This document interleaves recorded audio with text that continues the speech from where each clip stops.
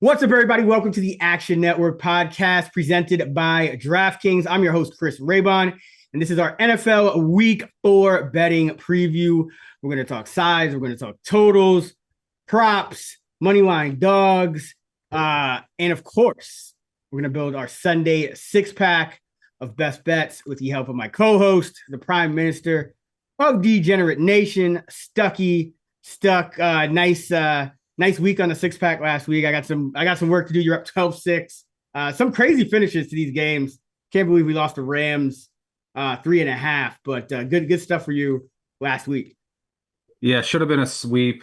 I tried to warn you about the Texans and the Vikings. I mean the Bengals, but the yeah, I haven't had like I talk about this every week. Did I have a joyous weekend? Like I had a small winning week.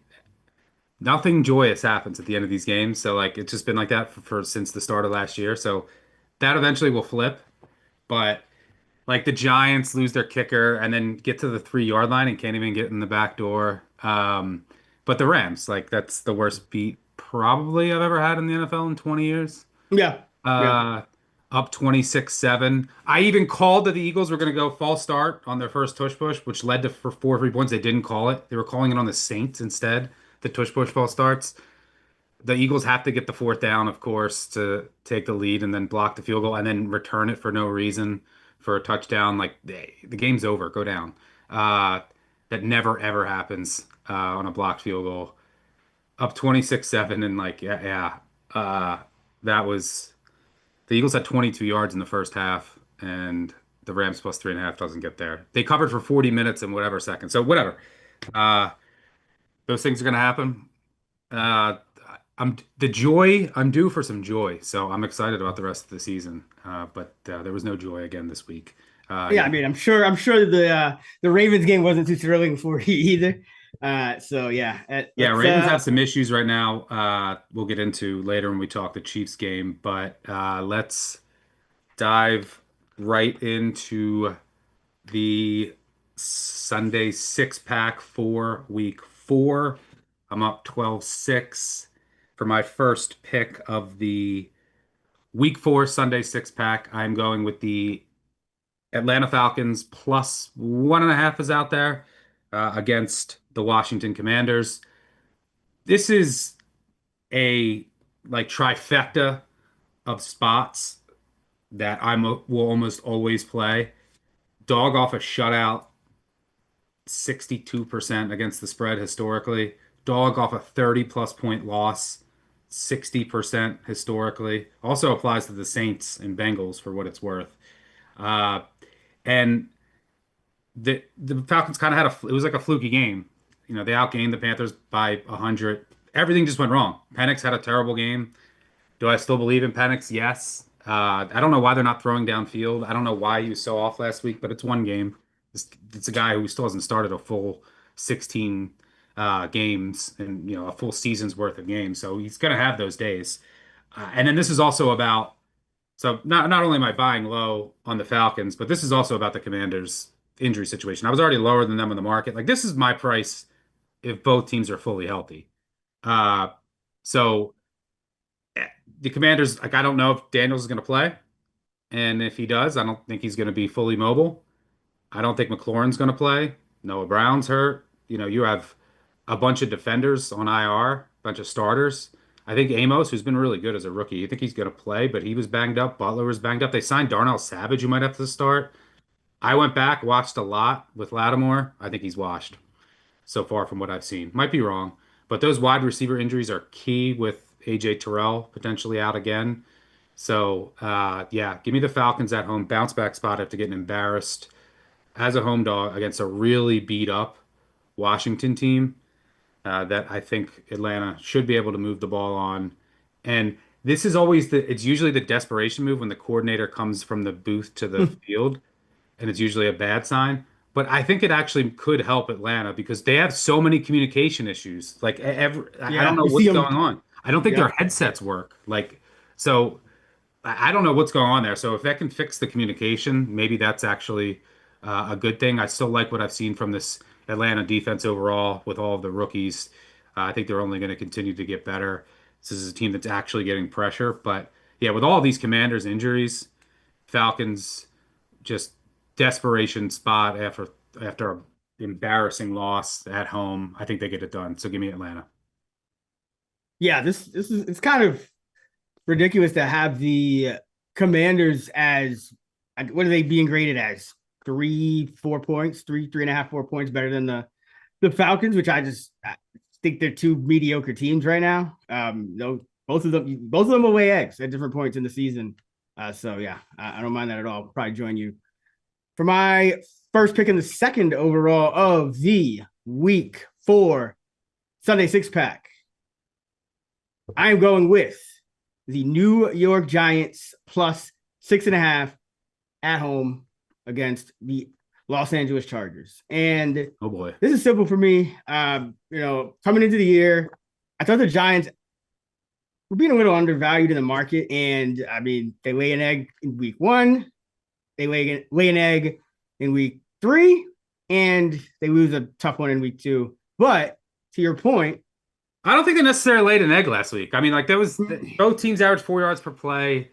yeah, Mahomes had 4 turnover-worthy plays without turning it over. Like, pick up the ball when Mahomes is throwing it backwards.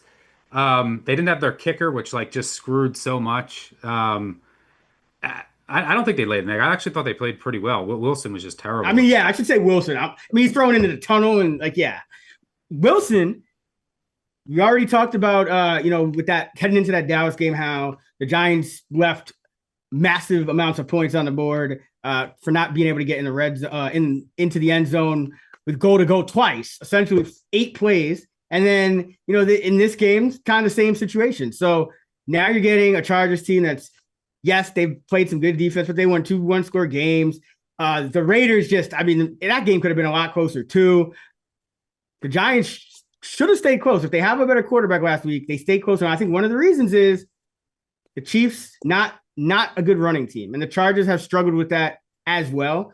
And they're banged up on the offensive line even more than they were, coming into last week. So I'm just buying low here on the New York Giants. I think that Jackson Dart, it's all upside from here. With what are we getting? I mean, we're saying the Chargers are a good 7, 8 points better. Giants don't have much home field or anything like that, but we're saying the Chargers are a full touchdown better. It's 4 weeks into the season. They're banged up. And most importantly, the Giants and Dart and Daboll have Andrew Thomas back, and he makes a Hopefully for huge a full difference. game. He only played. Right. That was another Yeah. thing that happened to the Giants. He only played the first half Yeah. because of I being mean, limited to a snap count. So I assume he goes the full way here because he looked good last week. exactly. And I think that's probably part of the calculus. Like once they saw Russ just thrown into the tunnel, and they were like, all right, we got to start Dart next week. So we need Thomas for that. But you add Thomas to this team, Scatterboo's coming on. We know what Neighbors can do. I think Dart will unlock Slayton a little more because you're going to get more off schedule stuff. You could actually talk, or you could just, Wandale's been good running routes down the field. It's just, he's not usually going to look at least this year, he wasn't looking into tight windows. I thought the Washington Commanders played a very good game plan against Wilson, and then the Cowboys just played a really kind of, it was because of injuries, but they kind of played a really stupid game plan against Russ, just the exact opposite of what the Commanders did, just all zone and no blitzing. And Russ cooked them. And then so I knew Spags would just kind of, all right, he's going to blitz.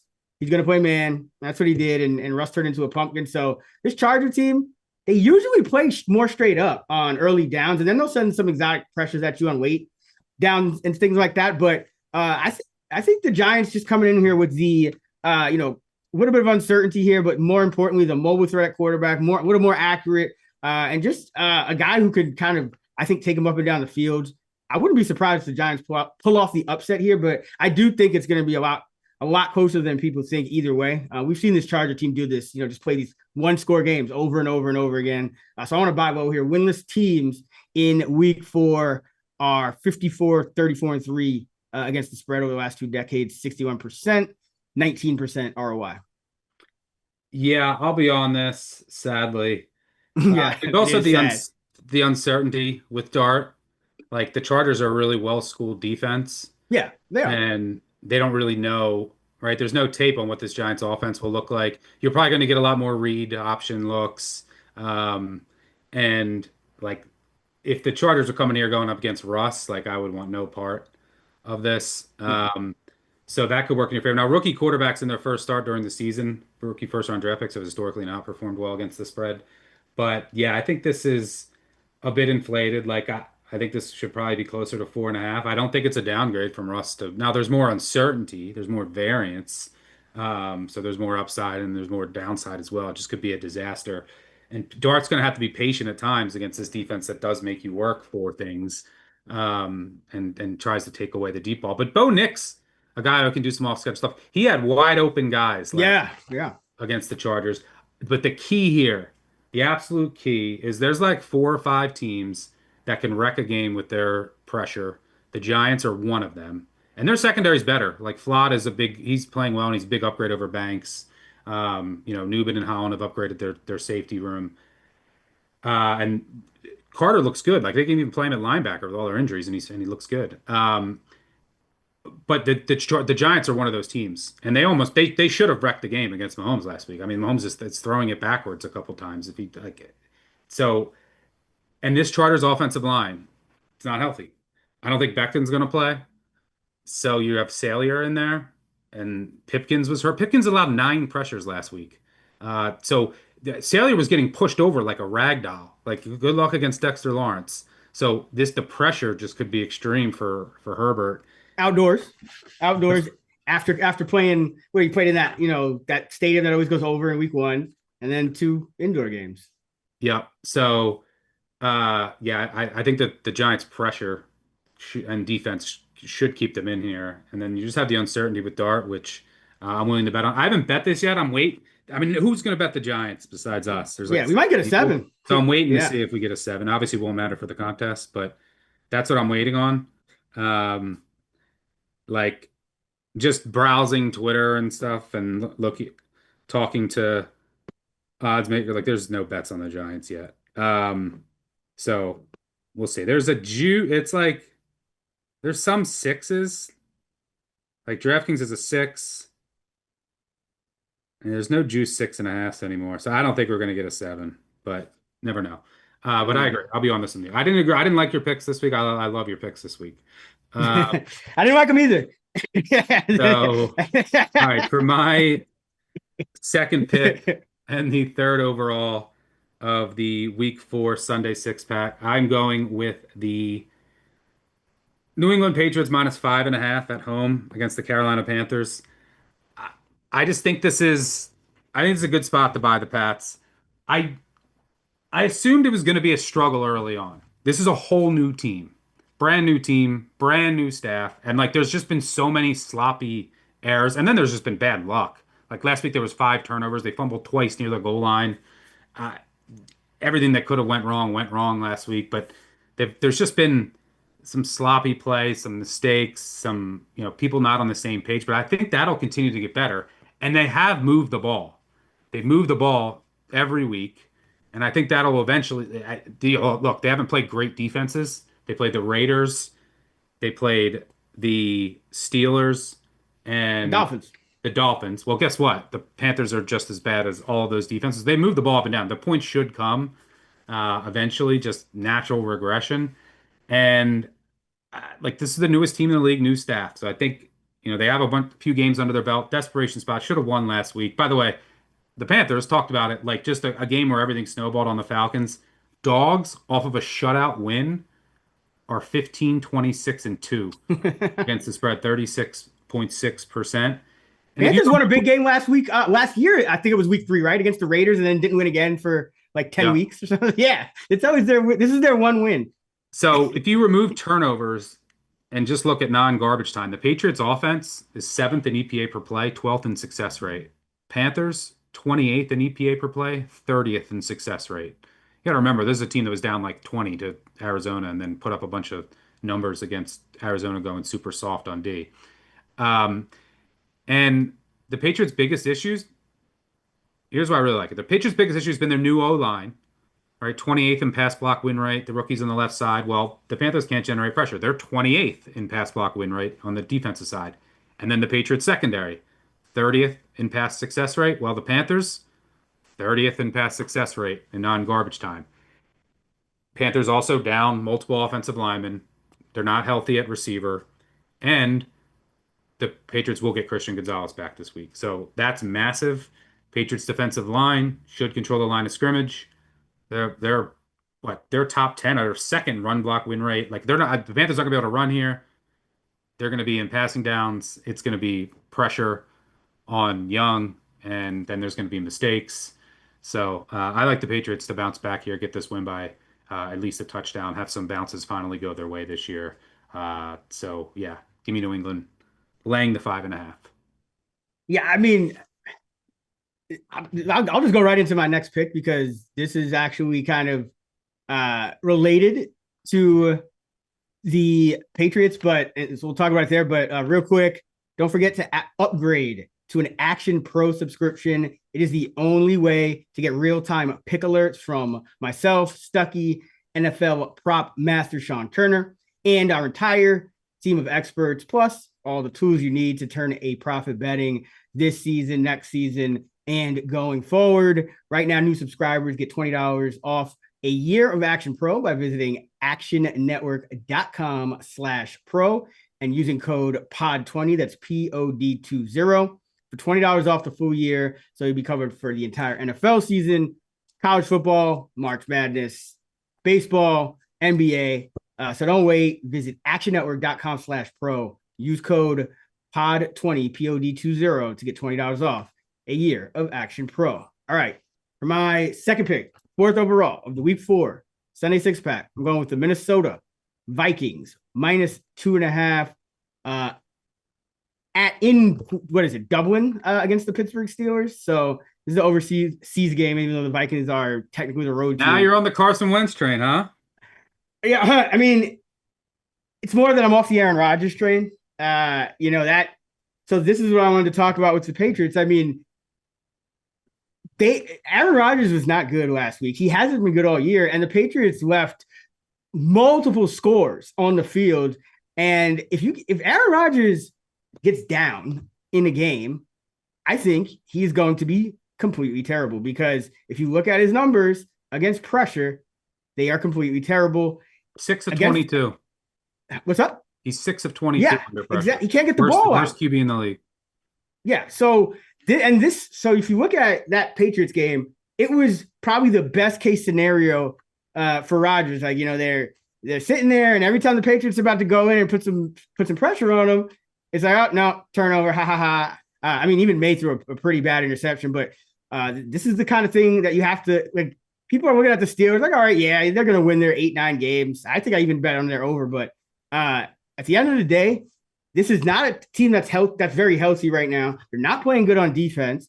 And you're going up against Brian Flores, who blitzes at the highest rate in the league.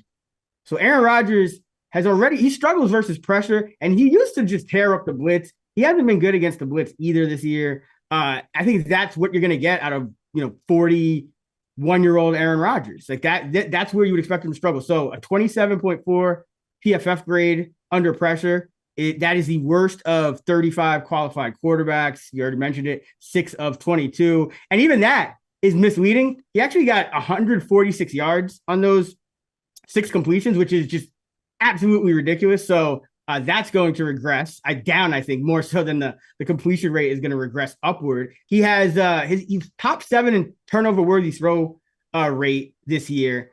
So he's doing things that are just kind of uncharacteristic of him. The reason Rodgers was always so good, he didn't throw picks, and he would beat the blitz. Now he doesn't do either of those things. That's what the Vikings can do. And let's remember, Carson Wentz, I don't think he got tested at all, but you have a Viking team that they can get pressure.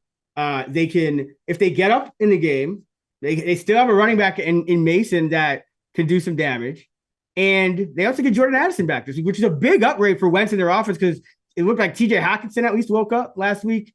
And so now you have a Steelers team that's been struggling to cover. Remember that Jets game. Remember that even the Seahawks game.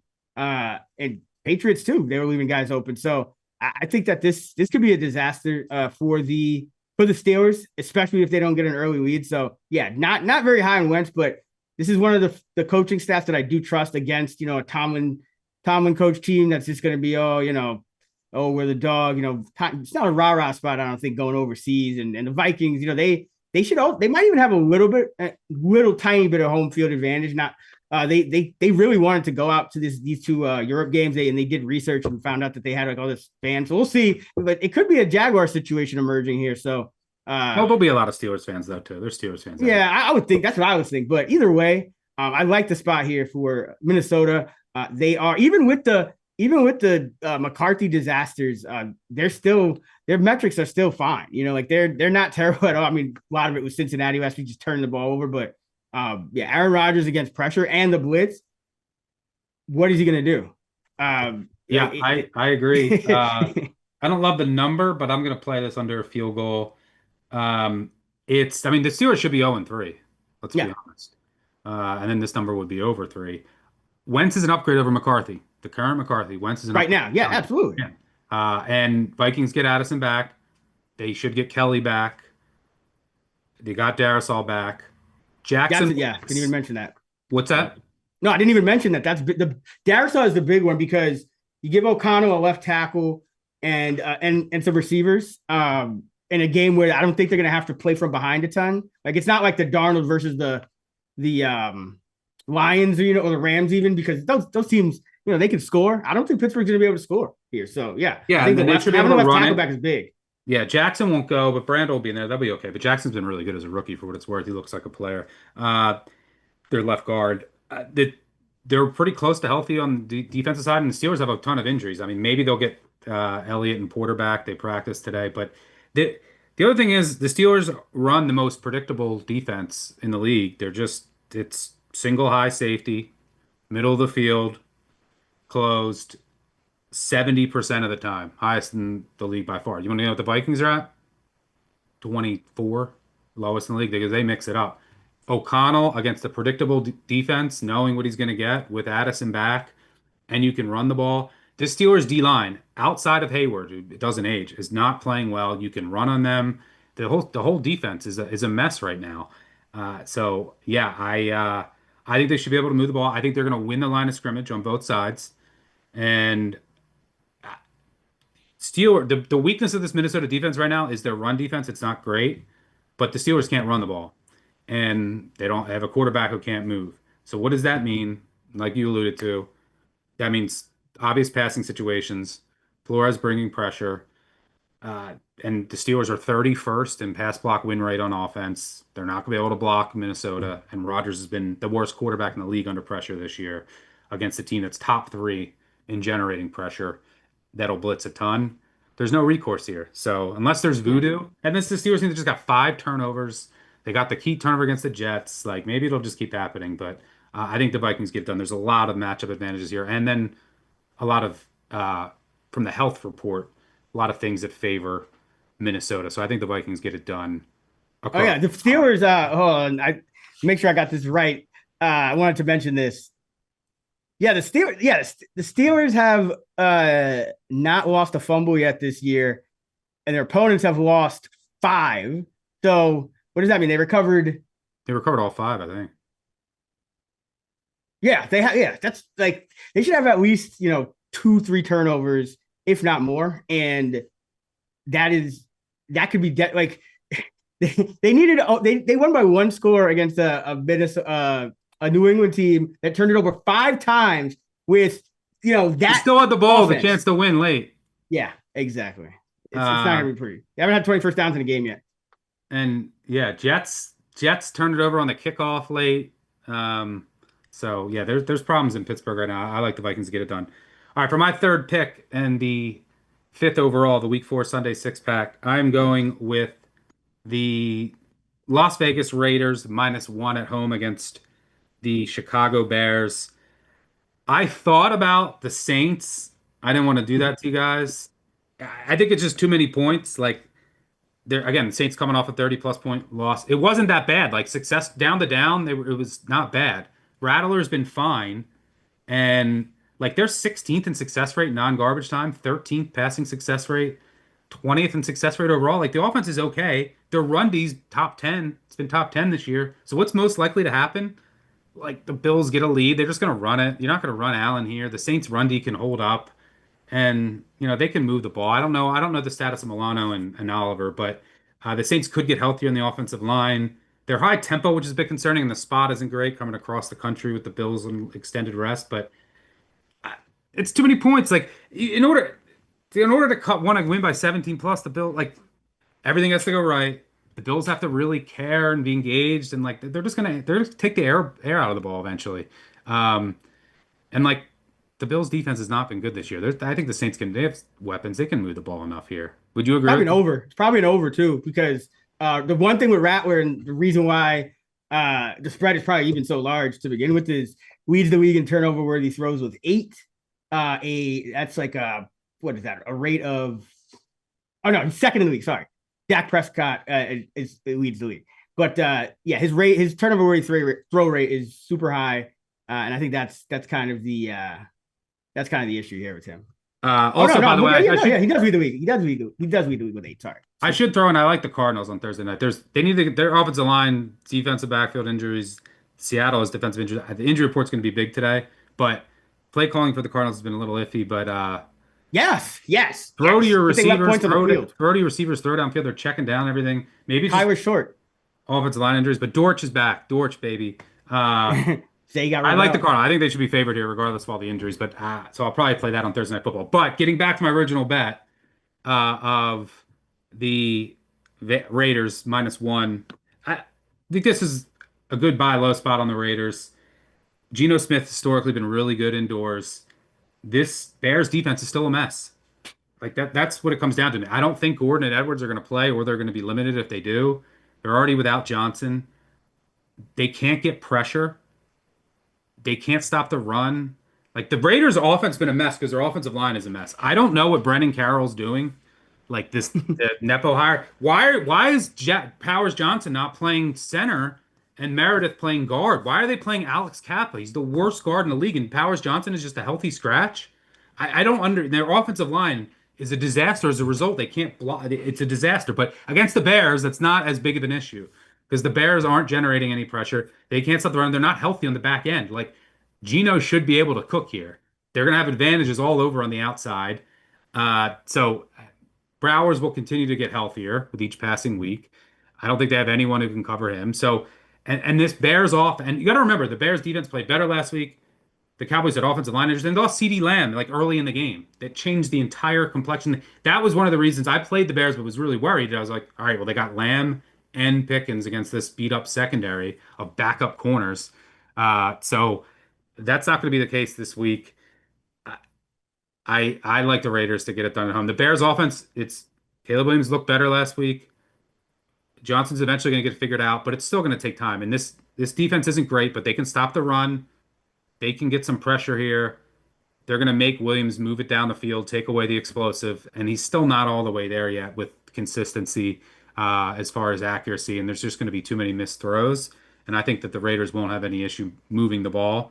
So, yeah, I'm going to buy low on the Raiders here at home. Curious to get your thoughts on this one.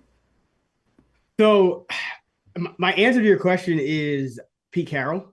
Yeah, I'm starting to notice, there's kind of this point where, we've talked about before, Belichick and the trends and Tomlin and Carroll, but there's a point where these guys just, you got to take them out back like old Yeller. Like they get past this point where like these new younger guys are just kind of running circles around because Pete Carroll, let's remember, was the same coach who, 4 weeks ago, wanted to sign Amari Cooper, who would have just taken snaps away from Trey Tucker, who is like balling out right now. And coming into last week, Carroll was like, I don't know. I'm not putting it on Geno. I just want to understand why we're throwing downfield there. Like we need to take, and it's like, oh, so then they don't do anything until they start throwing downfield to Tucker. Like I think Pete Carroll just a little bit, maybe Chip Kelly is contributing, but I just think there's a little bit of a disconnect between what they think works and what actually works. But I'm with you on the buy lows, but I think Geno's been playing well. I think they have enough on offense, and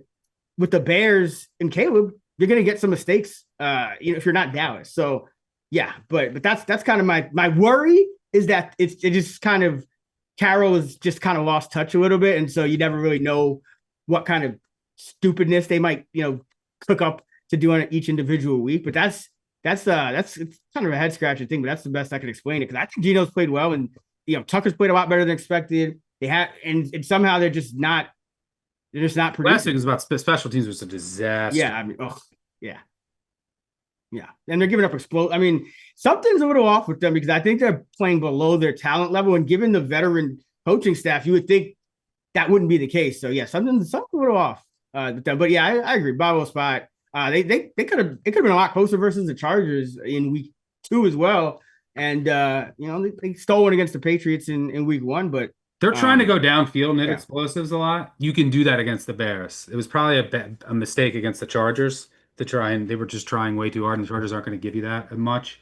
But this is a spot where Geno's going to see a ton of man coverage, and they're going to have a ton of advantages that he can cook here. So, yeah, that's my third pick. Where are you going for the final pick? For my third and final pick, the 6th overall of the week 4 Sunday 6-pack, I'm going with the Jacksonville Jaguars plus 3.5 at San Francisco. And I kind of flip-flop back and forth because I really think now you're back on my Jags. Look at this 180 from you in one I know, week. right? Back on the, I mean, you faded the Jags last week. Now you're on the Jags. You faded the Vikings. You're on the Vikings. And who was your other last week? I know the Giants. You didn't fade the Giants last week. You're back on your Giants. Yeah. No, but I mean the Jaguars, to be fair, they gave Houston numerous chances to win that game. It wasn't like they tried to jag it. Yeah, they tried to jag it, but in this spot, I think it's really interesting because as we record this Wednesday, I guess Purdy they're saying he's coming back, and then Mac Jones also got a little banged up. So now you're dealing with no Bosa, no Kittle, 2 quarterbacks we don't really know because remember they had some weirdness going on last. Was it last year? Or either in one of these 2 years, I think it was last year. It might have been the year before. But when Purdy had like a concussion, and then they just kind of he played like through it, but it was terrible. So I don't really know. I don't trust San Francisco with injury reports either. But they're starting to get decimated again. And I thought they were kind of undervalued because it was mostly backups that were going down. Heading into the year, but now you lose Bosa, you lose Kittle, you still Jennings is banged up again. He didn't practice today. Neither did Pearsall with a knee. That's right, because he's gonna have to catch 80 balls this week. So I just want to buy their corners are banged up too. There's some injuries there. Yeah, and I really just want to buy low on this Jags team in a spot for San Francisco where we've kind of seen them. We've talked about this. This is kind of the year where they under the radar, no expectations. They usually go to Super Bowl in these kind of years, but 3-0, it's kind of tough to keep it up. And if you look at the Jags, they have their strength of schedule, not great. But the one thing about the Jags, neither is the 49ers. Yeah, exactly. But the one thing about the Jags is Liam Cohen's offense has been on schedule. And he's being let down by Brian Thomas Jr. And the offense has been amazing. The protection, the runs, right? They just have drops and yeah. It's unbelievable. The offense, Trevor Lawrence. The defense looks great too. The defense is so much better. They get pressure. They stop the run. The back end, they're playing coverages that better suit their personnel. Their defense looks really good. Granted, they haven't played the best schedule, but neither are the 49ers. And then the guy who might have lost them a game on defense is Travis Hunter. Like all their best players are letting them down. But that's a good buy low spot. Trevor Lawrence, this stat is pretty nuts. Through 3 weeks, he has 13 drop passes, leading the league by 17% drop pass rate. That is like next highest is 11%. It's hard to get past double digits once you're past like 1 or 2 games. So 17%, and this might just be some Trevor Lawrence shit, but 0 big time throws on 113 attempts. So something has to give here. I just think the Jags have too much talent, and they're underlying like the play call. Everything that's we thought would happen that would help them out is kind of happening.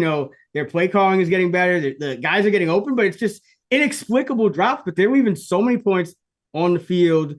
And then they had that weird sequence where they got too conservative and then too aggressive against the Bengals, and so like there's just a bunch of kind of variance happening or just weird stuff happening with the Jags where I think people are going to be surprised that I think the Jags are going to be able to hang here because San Francisco. This is the time where I draw the line and say, okay, like Bosa now that kind of compromises what you want to do defensively. You're already banged up on defense. Your corners have issues against two receivers that should pick it up. I like that they put in. I know I guess Brown was hurt, but they put in Washington, and I thought he might give him something different than Brown. So I think there's just a lot of unrealized upside with this Jags team. Whereas the Niners could have lost to Arizona. Uh, Even that New Orleans game, I If think. Arizona catches a wide open pass, they lose Yeah, that game. exactly. So, but that's And what Arizona Arizona's does. playing without all of their defensive Core. backs, Yep, that's why I bet the multiple Niners early in offensive the week. Yeah. linemen. I Yep. don't trust the San Fran team to get margin. If Purdy plays, he might not be 100% healthy. He might not be able to push off. He's not going to have Yep. all of his weapons. Uh, like he's going to be under pressure. This Jags team can generate pressure, and like the defensive scheme is much better. So yeah, anything over a field goal, I like. It's also worth noting that the 49ers have been the worst team in the league in kickoff coverage. They've been miserable. They have not figured that out. Shocker, the 49ers special teams is a mess. Like teams are starting on average at the 49ers 34-yard line, which is the highest in the league. You know who does have it figured out? The Rams. Teams got to start with these line drive Yep. duck balls. Yep. That's why they got That's Bigsby. The Eagles got Bigsby not to play any running back, just to completely and Mechie, both of those guys, and just to play special teams. they couldn't even pick up the ball. They were starting at like the 12 every drive. The Falcons have also done a good job in that front. Um, and the Giants too. Um, so, but the 49ers, like the Jags could have really good field position here as well. But yeah, I think anything over a field goal you got to take with the current. Like I just don't trust the current state of this Niners team to win by margin. Yeah. I think the quarterback situation, like this could be. We're sitting here Friday, and they're like, "Oh, we got to start like Adrian Martinez or something." Like you never know with the Niners. So yeah, Yeah, and they are 3-0, so like they can be a little more cautious, right? Like to yep. not. Rams week on deck, right? No, Yeah. yeah, Rams week on deck. Yep. Looking All at right, what look do we ahead. got? So we got And the Rams game's on Trevor. Thursday night. What's up? And the Rams game's on Thursday night. Yeah. So this is a great kind of look ahead there. But that was our week 4 Sunday 6 pack. So we got you got the Falcons and Penix home dog. The Penix May and Geno Smith. Interesting. Interesting. Mid Like off. two young guys and then Geno. I got Carson Wentz, Trevor Lawrence, all the Doug Peterson retreads, and Dart, baby. I wish I just had three darts because yeah, this it's just Wentz, Lawrence, Dart, ugh, Penix, ugh. May, and Smith. Oof. That's how I That like. could, That's how we like it. We're back to our roots. yeah, man. All right, that's gonna wrap it up for our week 4 Sunday 6 pack favorite total of the week. Stuck. What did we have last week? Oh yeah, that. Thank you, Chicago Bears, for picking off Dak and Joe Milton. Unbelievable. Luck under. Shout out to our guy Nick Giffen because that was a big luck under. The Bucks were a big. The Jets were a big luck play, which you had. So shouts to Nick. But where are you going this week? Yeah, I had the Saints Seahawks under. Unfortunately, all the Seahawks D-backs didn't play, and then there was like 28 points due to special teams, which killed it. Uh, I'm gonna go with the Lions. I'm gonna go with the Lions Browns under 44 and a half. I mean, this Browns defense is elite. What else do we need to see? I mean, they've played Burrow, Lamar, and Love, and no one can do anything against them. No one can block them. This Lions offensive line in the interior is still really bad, and if you can get pressure on Goff up the middle, you neuter their offense. The Ravens can't do that right now. They have no pass rush. Matabuke didn't play. They are incapable of generating any pressure up the middle, and it showed. Uh, we saw when the Packers could what happened to the Lions offense. So I think the Browns will be able to generate pressure here, slow down this Lions offense. I do think Ward's going to play, but that is important. He is day to day banged up a little bit. So keep an eye on that. Additionally, I don't know. I have my doubts that Conklin's going to play. Uh, so you might have like Leviston at right tackle against Hawkinson. That might be very bad for the Browns offense. But Judkins has been good. I think they can run a little bit. Contrary to popular belief, based on what you just saw, the Lions don't generate pressure at an elite level. They're like bottom 5 or 6. A lot of those sacks were they had a great game plan for containing Lamar's legs. A lot of those sacks were Lamar running around trying to buy time, and then they were like tackling him on the run. It's not like they were in the backfield. And the Ravens' offensive line is a mess right now with both guard positions and right tackle. Uh, so I think that the Browns will be able to just move the ball enough methodically. Like they're not going to have time probably with if it's Hawkinson on Levinson, and they don't have the guys either. They're not going to hit a bunch of explosives. But I think Hawkinson, you mean Laporta? why do I keep Wrong saying white tight Hawkinson? end, No, I wrong big meant white guy. not Hawkinson. The I haven't Fannin? slept in a couple days. No, the DN for Hutchinson. Hutchinson. Hutchinson. If Oh, he's on I was like, Levinson, what are you? You just, I'm all over the place. I haven't I was slept like, in a couple yo, days. I was trying to think of, like, I was We're in thinking the about hard the to Browns grind. trying to No, I'm cover saying TJ if Hawkinson. Conklin Like doesn't some play, alternate their universe. starting right tackle's already out. It might be KT Levinson starting at right tackle, Okay. which could be a disaster against Hutchinson with Yes, Flash. yeah. Dewan Jones is done. Yeah. Yeah. So, like Conklin practiced today, but he's braced up, and I'm hearing he might not. He could play, but he's more likely than not to not. He's more likely than not to sit. So that could be a disaster. And this Browns offense, there's no explosiveness at all. So I mean, what is their max in a game? Like their max in a game is like 17 points. And then Uh, they give up. They give the only real thing that could hurt you with the Browns offense is the longer they kind of stay competitive on defense, the longer they kind of keep Joe Flacco, who's a statue, and that leads to just turnovers and points, it like could, kind of but like the it could also Ravens. could lead to a turnover and like Yeah, in the red zone. You yeah, never yeah. know where those could be. So yeah, I just think the key is here. It's that Detroit interior offensive line. That's going to be the key to the season, right? They played the Bears. The Bears can't generate any pressure. They played the Ravens. The Ravens are incapable of generating pressure right now. No Van Noy, no Matabuke. Jones got hurt. But their whole defensive line didn't practice today. All their starters might miss against the Chiefs. Um, and all, so if Goff has a clean pocket with those weapons, he's going to cook. That's just what doesn't matter if it's Ben Johnson's there or not. But I don't think he's going to have a clean pocket here. And he can't move. So there's going to be a bunch of negative plays. No one's running on the Browns. You can't No run on one. the Browns. Oh my God! Did So you see that goal line stand against Jacobs? yeah, That was a thing of beauty. it was And then I mean they gave up the unbelievable. touchdown. I shouldn't say goal line stand, but they held him out of the end zone on the ground, which is hard to do. I think first time Jacobs didn't score in in 9 weeks. Yep. So I'd lean if this gets to 10, I'd lean Browns too, just because I think their defense is that good and they're going to get pressure. But like this has like I don't know. It feels like I wouldn't be surprised if this game ends like 17-10, 17-13. Like this could go way under. Uh, so yeah, Ward's got to play though, but that trust this Browns defensive line. So I'll go under. Where you going? I'm gonna go with I guess it's a contrarian over Texans Titans over I 38 and thought a about half. this on the fast track. Yep. So here's the thing with these games, and I mean, we've all kind of got tempted into doing, going under on some of these with these when offenses are struggling like this. And the issue here, though, is that when you have these offenses like this who are struggling, so the Texans are dead last in points per drive at 1.22, and then the Titans are fifth worst at 1.5.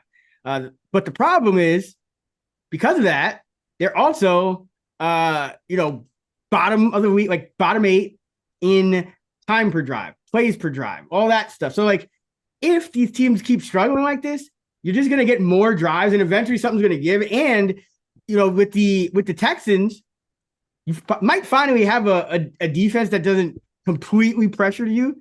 Because I mean, the Texans just, CJ Stroud just can't. That all line just hasn't gotten it done. And then on the other side, the Texans, their defense was just on the field for these long drives because they played Stafford, who can, he's not going to turn it over a ton. Mayfield was kind of getting lucky, but they play these teams that are they just kept stopping them. But when you look at the Titans actually average 19.6 yards per drive, second worst in the league. And so, like, if they're stopping them like that, they're going to get the ball in scoring position a lot more. So I just think this game is going to be played a lot like a lot closer to the other end zones, especially with Ward, having more sack issues, more just turnover issues potentially as well. So I just think that this is kind of the spot where like Houston's played a 14-9, a 2019, and a 17-10 game. And then meanwhile, the Titans, even with their terrible, per drive offense, they played a 41, they gave up 41 plus to the Colts last week, and then a 41 to the Colts last week, and played a 3-19 game with the Rams. So yeah, I think the Titans can get us here, whether it's because of their defense, whether it's because of mistakes on offense, whatever it is. And then Houston, I think they have nowhere to go but up on offense.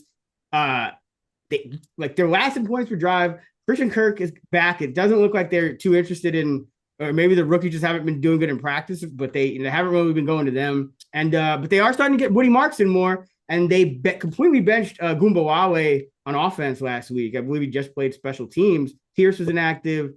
So they're starting to kind of make some changes here, which you always want to see. And it's Titan defense in this state, Yeah, a they little can't bit get banged pressure, up. but that's Doesn't yeah, so maybe that's the key. the Yeah. Texans' offensive line can hold up, and the Titans, well, immovable force meets an irresistible object Right. Yeah. with the run game. Texans can't run it. Titans cannot stop the run. This was my worry last week with the Titans. I ended up playing them when the line got to 6.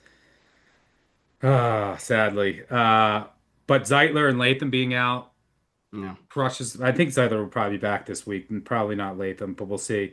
But without Sweat, people just double Simmons and it's over for the defense. Like there's no, and then they just traded Brownlee. Like what? Yeah. I saw that to the Jets, right? Callahan gave up play calling duty, so there could be a boost there too. Callahan is Yep. the worst coach in the country. I can't bet this game. I'm king for I can't lay points.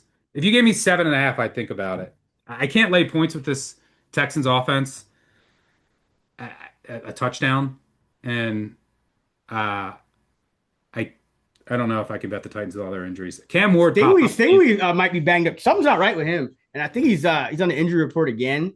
Cam Ward But popped up today. Are you worried about that at all?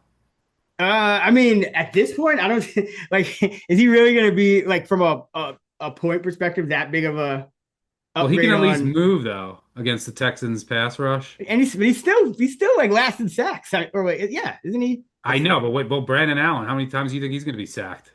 Enough to get like 2 fumbles and 2 pick sixes. Uh, I mean, yeah, yeah, if I'm at the Titans, I'm a lot more concerned, obviously, about Ward. But true. like this is already a bottom of the barrel total for the Titans as it is. Like I'm not Callahan like I is just it's yeah so bad, it's incredible. Like the field goals, the delay a game, like every half he costs us, it's incredible. So you'll probably get some free points from Callahan costing his team. So all right, Titans over and Lions, Browns under.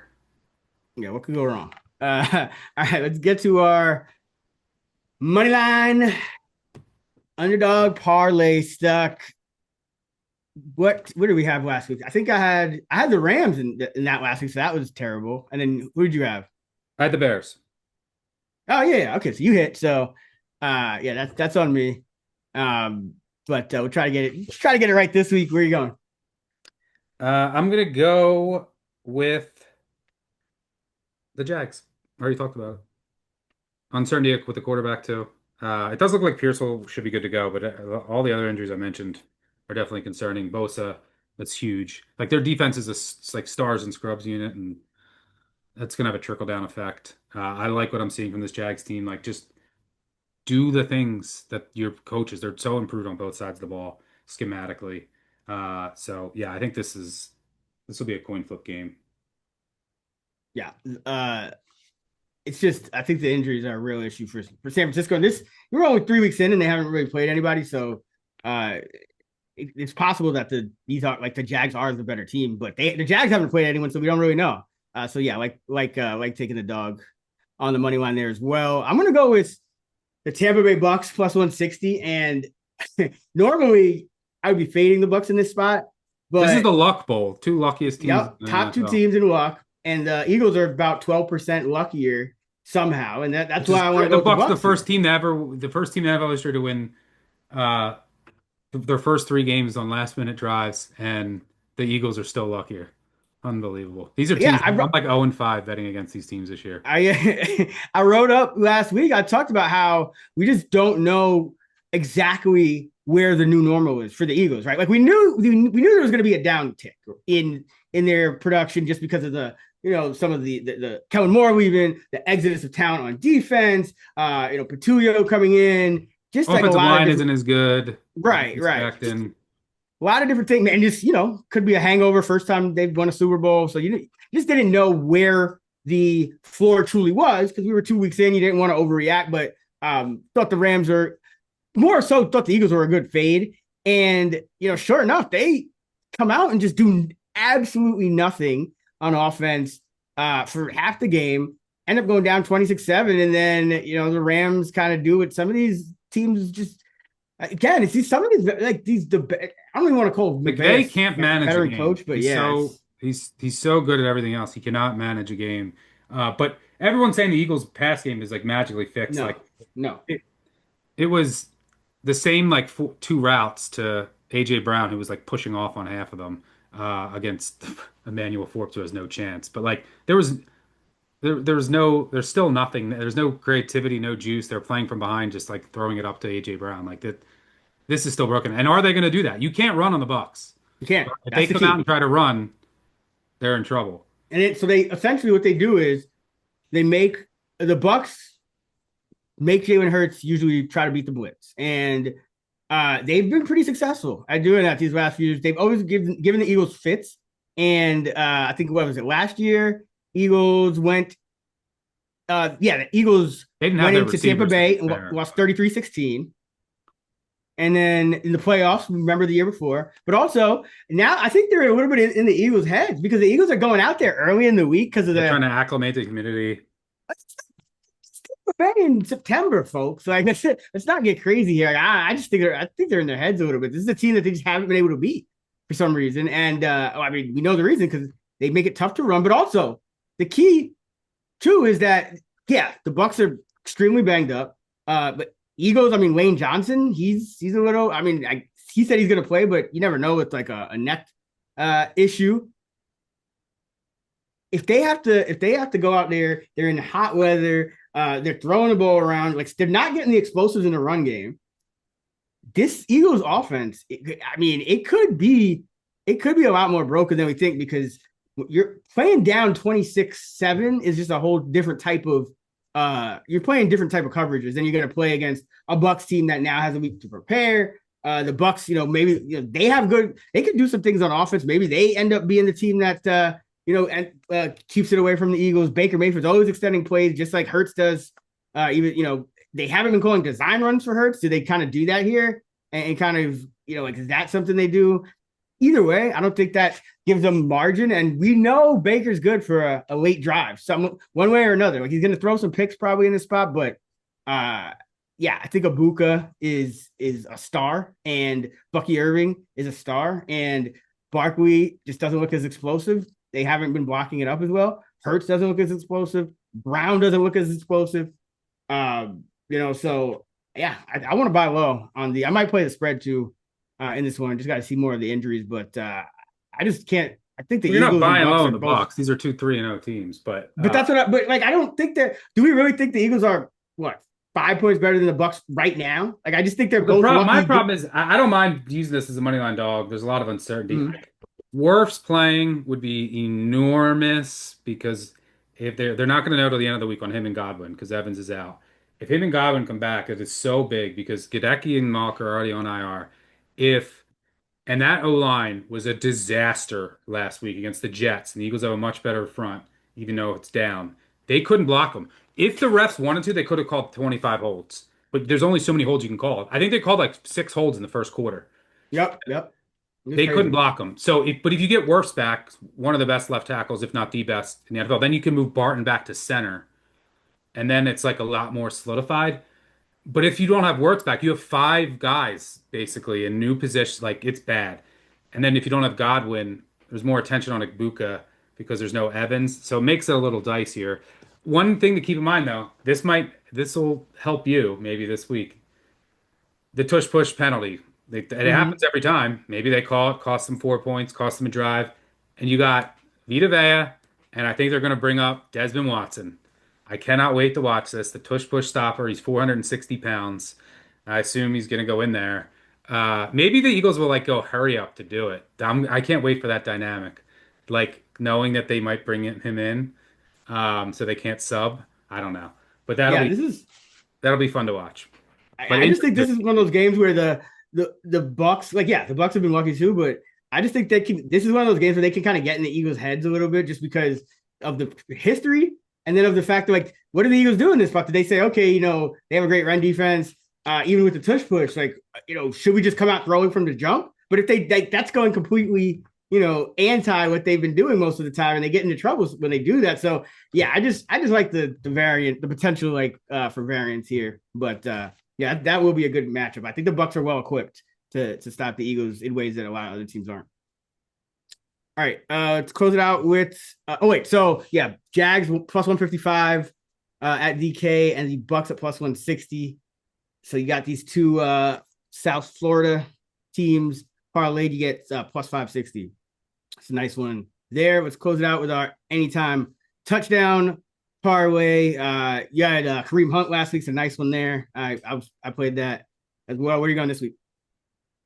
Give me Packers, Cowboys. I kind of lean over. I think there's gonna be some point. Like I don't see how the Cowboys get any stops. I don't think they're gonna be able to run the ball. They're gonna have to chuck it around. There's no CD Lamb, so who can potentially take those targets? Who could get in garbage time? I think the Cowboys gonna be playing from behind, passing game script. I think it's Turpin, and you could get one on special teams too. So give me Turpin. Yeah, he's plus 360, and he already saw an uptick in routes last week with Lamb out, and they were already getting him more involved on the offensive side of the ball. So I like that he's probably going to play, over half the snaps on offense, and he's too good to really take off the returns. I would think so. Yeah, he's gonna get a lot of opportunities. So I like that. I'm actually gonna stay in that game and go with Matthew Golden at plus 210.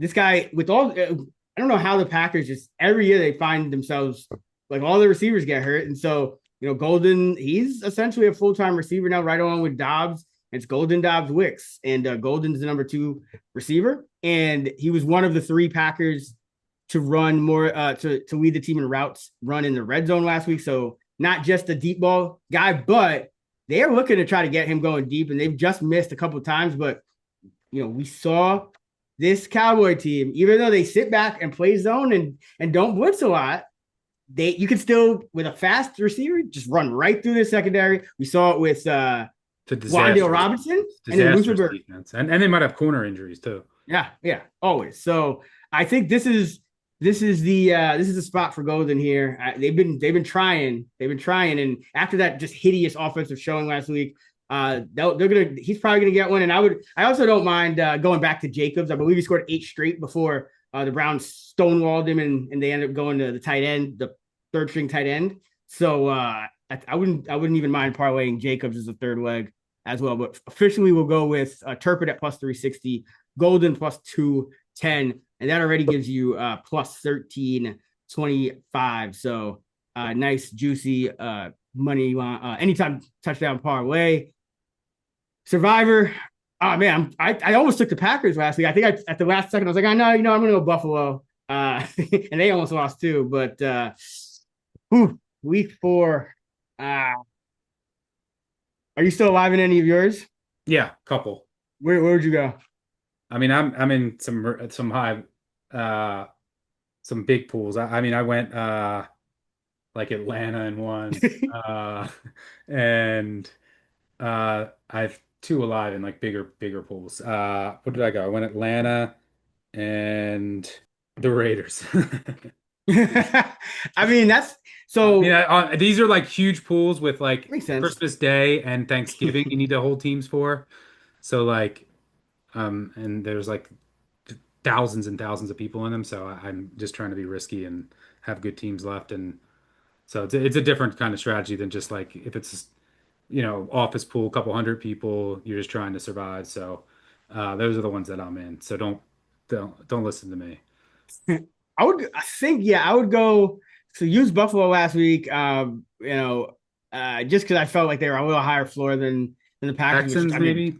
Is that No, no, no, no, no, no, no, no. I think we have to go.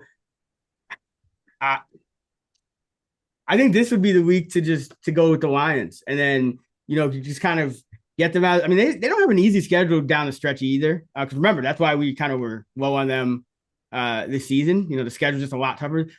So I think I want to go Lions here, and then hopefully we see enough out of Dart next week, because I think the Giants play the Saints in week 5. New Orleans, but that's if we could kind of steal one with the Giants there. I feel like they always end up winning those kind of games. That would be great. So yeah, I just want to get to week 5 and see what I can do. And if everyone else is going with Giants, then they'd be a great fade. So either way, I want to play it safe. I think hopefully some people will be off the Lions just because the Browns pulled an upset last week against an NFC North team. But yeah, in Detroit, I don't see it happening. I don't see them striking twice in a row. So yeah, give me. We're just gonna go hopefully safe with the Lions here. all right? By the way, 2 games we didn't cover. I'll give my 30 second to a minute pitch because I got to cover Ravens Chiefs. I can't bet the Ravens here. They need Likely back on offense. That's how they create all their mismatches. And Ricard. I don't know if they're going to get them back, and it's a short week after a Monday night game. Their guards have been a disaster. Rosengarten's been a disaster. Henry won't stop fumbling. Their offense is still going to be fine. I mean, they're still scoring like the most points in the league, but it's still not the same offense. And they need those guys back. More importantly, the defense is a mess. Their entire starting defensive line might be out for this game. They all didn't practice. Jones, Washington, Matabuke today.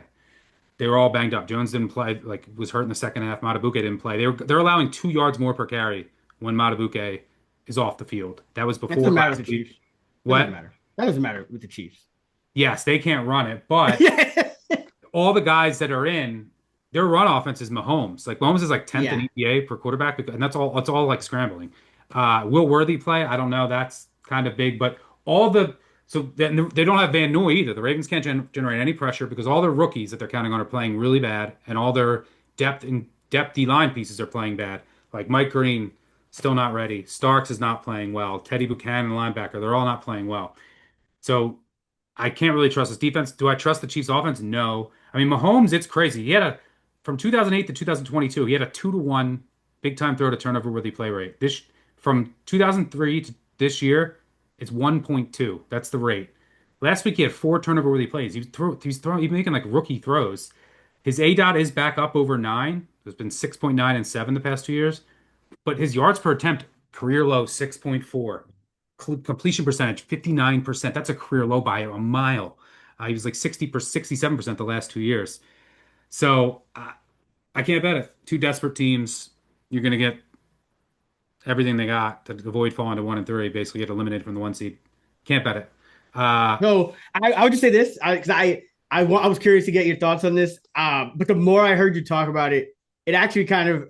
I mean, as a Ravens fan, I see why you would be kind of just kind of down on the team after what happened against the Lions. But you also but I wrote about this going into that Lions game. I said I'd be all over the Ravens here. They're fully healthy, but here's why: like they can't take advantage of Detroit because how you take advantage of Detroit in their base defense is with those 2 tight ends, your fullback.